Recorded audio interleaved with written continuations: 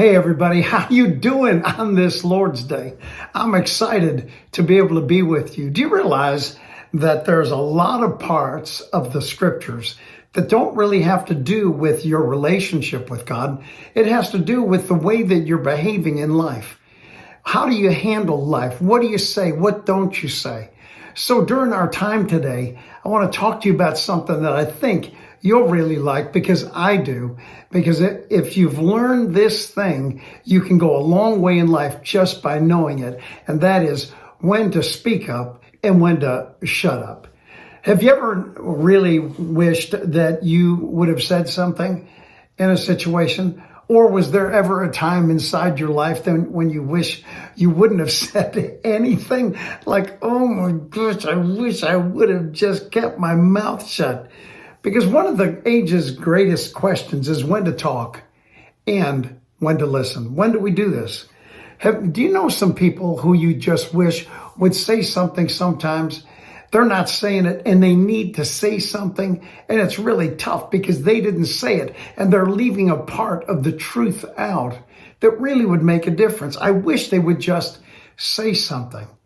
But on the opposite end of that spectrum is the person that you wish would just shut up. Just shut up. Just be quiet. Don't say anything, because I know when you do, things are just going to get better. I know it. I absolutely know it. So what's the balance of life?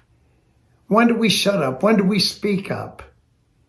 There's a statement that I've lived my life by in many ways, because I've seen the damage that it creates. And I know that that is true for each and every one of us. And that is, any statement that goes left unchallenged is established as fact. So what's really the balance between those two things? When do you let something go? When do you say something? When is discretion the better part of honor? When do you talk? When do you listen? Well, I'm going to give that person a piece of my mind. Don't give them that piece. You might not have anything left. So you don't want to give them that. Honestly, any statement that goes left unchallenged, no matter when I say it, when I do it, I may need to talk to that person during a time when we're alone. I may just have to overlook something, because it is the book of Ecclesiastes in chapter 8. It says it's to a man's glory to overlook a transgression. A lot of times we just need to not really say anything. You know, the book of Ecclesiastes is an interesting book because it doesn't really have God at its center as much as the rest of the books do. This book has within it the ability to be able to show you how to speak, how to be quiet, how to treat people, how not to treat people, seeing people and understanding people that have the potential of damaging your life and for you to be able to stay away from them, as well as how do I walk throughout life in the arena of business. The book of Ecclesiastes has all of that mixed together. And that's really important. Now, in chapter 3, it tells us something interesting. He says, there's, verse number 1, there's an opportune time to do things, the right time for everything on the earth. Now, I want to jump all the way down to verse number 7, because otherwise I would get stuck in these first 6 verses of this chapter. And he says in verse number 7, he says, a right time to rip out and another to mend. A right time to shut up and another to speak up.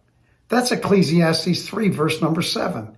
A lot of times we think that, oh, well, we don't really have to, if we're going to tell the truth, I'm going to give that person the truth. I'm going to tell them the truth. Maybe you shouldn't. Maybe just one time you need to relax.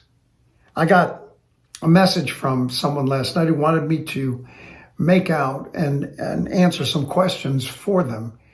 And it was asking for their strongest points and their weakest points.